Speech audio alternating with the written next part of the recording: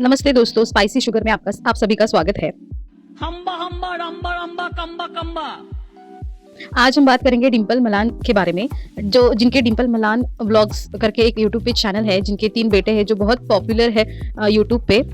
2 बेटे और 1 बेटी है, निश्चय मलान, अभिषेक मलान और प्रेरणा मलान। तीनों के यूट्यूब चैनल है अलग अलग नीश में। और ये पूरी फैमिली अभी इसलिए यूट्यूब पे लाइमलाइट में आ चुकी है क्योंकि उनके बड़े बेटे निश्चय मलान, जिनकी गर्लफ्रेंड थी 7 सालों से, उनके साथ एंगेजमेंट हो चुकी है। निश्चय मलान जो बहुत हैंडसम है, he is very handsome. And YouTube पे बाकी लोगों का कहना है, जो निश्चय के फैंस है उनका कहना है कि उनकी जो फियांसी है रुचिका राठौर, वो उतनी ये नहीं है, मतलब वो उतनी ब्यूटीफुल नहीं है, वो डिजर्व नहीं करती निश्चय को अपनी जिंदगी में। ऐसा सब लोगों का कहना है। ओह यार ये कितनी औसम है यार, गजब बेइज्जती है। और इन तीनों ने, मतलब डिंपल आंटी ने, प्रेरणा दीदी ने और अभिषेक ने अलग अलग ब्लॉग्स बनाए हैं अपने चैनल पे डाले हैं। तेल गरम करो। हाँ। और अपने दिमाग में डालो, दिमाग में जोंग लग गया तुम्हारे दिमाग को, जोंग।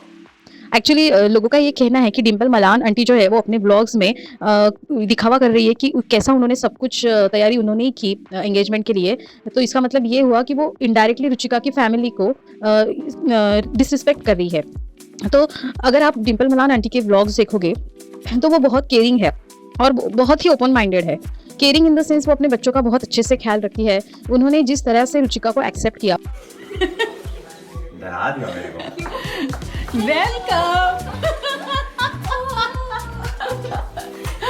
वो ना भी तो बोल सकती ना। आपको एक अदर साइड भी देखना चाहिए, उनके पास वो पावर है, निश्चय तो उनके आगे जाने वाला नहीं है, तो वो ना भी बोल सकती थी इस रिश्ते को। बट उन्होंने एक्सेप्टेंस दिखाई रुचिका के लिए और उन्होंने बहुत अच्छे से स्वागत किया है रुचिका का अपने घर में।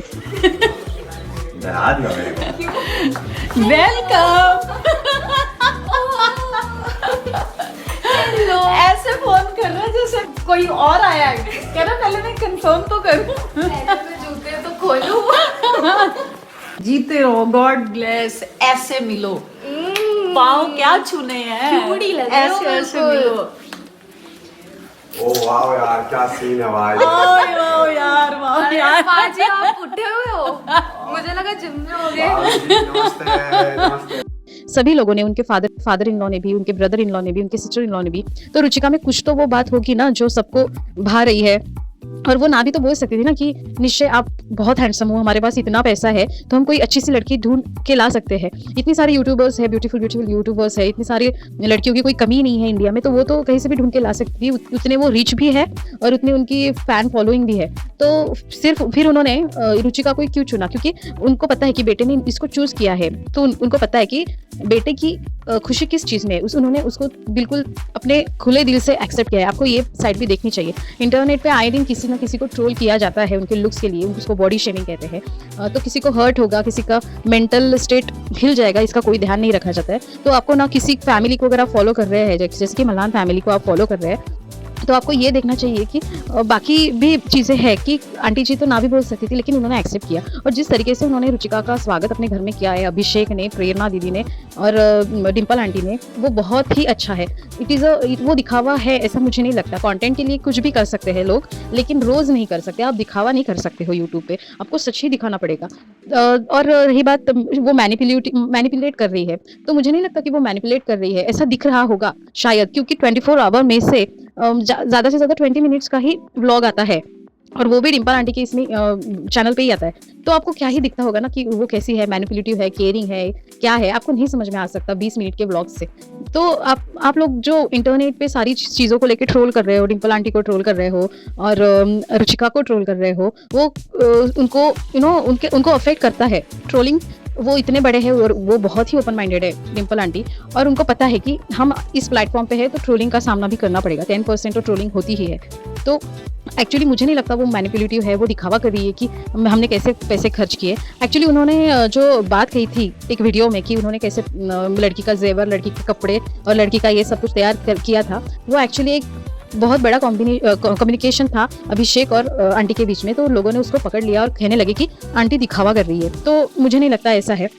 और उन्होंने जिस तरीके से रुचिका को एक्सेप्ट किया है, उसके लिए खाना बनाया है, उसको मूवी देखने के लिए लेके गए, वो बहुत ही काबिले तारीफ है। मुझे तो बहुत अच्छा लगा। और निश्चय जो है वो बहुत हैंडसम है, he is very handsome person, और वो बहुत हम्बल है। तो उसको कोई भी लड़की मिल सकती थी यार, वो किसी को भी पटा सकता था। वो उसने 7 साल से अभी एक ही लड़की को उसने पटाया है, उसने एक ही लड़की से प्यार किया है, उससे शादी कर रहा है, तो उसमें बुराई क्या है? वो ब्यूटीफुल होनी ही चाहिए। इसका मतलब ये तो नहीं है ना कि ब्यूटीफुल होना ही ये ओनली क्राइटेरिया है शादी करने का, उसका नेचर भी तो अच्छा हो सकता है ना। और रुचिका जो है वो पहले से ही इस फैमिली के कांटेक्ट में थी। एक्चुअली रुचिका ने ही एक वीडियो में बताया था कि वो डिम्पल मलान आंटी के व्लॉग्स को एडिट करती है, तो कांटेक्ट तो होगा ही, और घर पे आती जाती भी होगी रुचिका, तो इसलिए उन्होंने रुचिका को बहुत अच्छे से समझा है, जाना है, परखा है, फिर इस शादी को उन्होंने एक्सेप्टेंस दिखाई है। ऐसा नहीं है कि रुचिका कोई आज की आई हुई लड़की है, उनका 7 सालों से अफेयर है, और उन्होंने घर पे भी बताया था शायद। रुचिका आंटी के व्लॉग्स एडिट भी करती थी, शायद निश्चय के भी करती होगी। और लोगों को ऐसे आज नहीं पता चला कि उसकी एंगेजमेंट हुई, तो पता चला लोगों ने ढूंढ के निकाला था रुचिका को उनके व्लॉग्स में से। आपने अगर कुछ क्लिप्स देखी होगी ना इंटरनेट पे, तो कुछ व्लॉग्स में से लोगों ने ऐसे ढूंढ के लिखा था, अरे रुचिका तो यहाँ है, अरे रुचिका तो यहाँ है, रुचिका उनके साथ फॉरेन ट्रिप पे गई है। तो they are not at all strangers for each other, they are actually know each other for a very long time. So अगर आपको लगता है कि रुचिका निश्चय को डिजर्व नहीं करती है, तो ये बिल्कुल ही आप कोई ओपिनियन दे नहीं सकते हो, क्योंकि वो दोनों एक दूसरे को पसंद करते हैं। और रही बात मलान आंटी के बारे में, तो शी इज़ वेरी केयरिंग। उनके व्लॉग्स में तो पता ही चलता है कि वो कितनी केयरिंग है और कितनी मैनिपुलेटिव है। शी इज़ वेरी केयरिंग और आपको और वेरी सपोर्टिव एज वेल। लड़कों को यूट्यूब में आने के लिए उन्होंने बहुत सपोर्ट किया है। वो जो निश्चय है वो IIT ग्रेड है, तो वो कह सकती थी ना, उन्होंने कहा भी होगा शायद जब टाइम था कि आप एक जॉब कर लो, ये यूट्यूब के पीछे क्या पड़े हो। उन्होंने तब भी सपोर्ट दिखाया जब निश्चय को यूट्यूब पे आना था। तो आपको दूसरी साइड भी देखनी चाहिए कि how supportive she is, how caring she is. आपको इंटरनेट एक ऐसी चीज़ हो गई है आजकल जहाँ किसी को भी हम बिना चेहरा तो दिखता नहीं है, किसी को भी कुछ भी कह सकते हैं, किसी को भी ट्रोल कह सकते हैं। आपको एक बात का सबको ध्यान रखना चाहिए कि उसके स्टेट ऑफ माइंड पे क्या असर पड़ेगा। उसको 10 बातें तो नहीं लगेगी, लेकिन आपकी कही हुई एक बात तो लग ही सकती है। तो आप सेलिब्रिटीज़ को ना, इसे वो भी ह्यूमन होते हैं, चाहे वो यूट्यूबर्स हो या सेलिब्रिटीज़ हो, लाइक दीपिका, ऐश्वर्या, इनको आप ना ऐसे जज मत करा कीजिए। दिस इज इंटरनेट, आप एक दूसरी साइड भी होती है सारी चीज़ों की। और इन लोगों का ये भी होता है कि दिखाना अलग होता है, क्योंकि उनके PR उनके लिए काम करते हैं। वो बोलते हैं कि आप ऐसा करोगे तो ज़्यादा अच्छे से ये होगा और ज़्यादा लोगों में आपका नाम बना रहेगा, तो इसीलिए भी ये सारे लोग ऐसा करते हैं। आपने अगर एक मिनट में इसे जज कर लिया ना, तो उनको तो वो अफेक्ट नहीं करता। उनको अभी उनकी थिक स्किन हो चुकी है, सिर्फ आप ही उस पर लिख देते हो, कुछ ट्रोल करते रहते हो, आपको अपने अंदर सुकून मिलता है कि अरे वाह मैंने इसको लिख दिया ऐसे। तो trolling can be very dangerous. तो मुझे यही बताना था कि बहुत सारे यूट्यूबर्स ने ये वीडियो बनाया है कि मलान आंटी कैसे एक मैनिपुलेटिव मदर इन लॉ है, तो वैसा नहीं है। आप 20 मिनट के ब्लॉग से ना जज नहीं कर सकते। Thank you so much, bye bye. खत्म, बाय बाय, टाटा।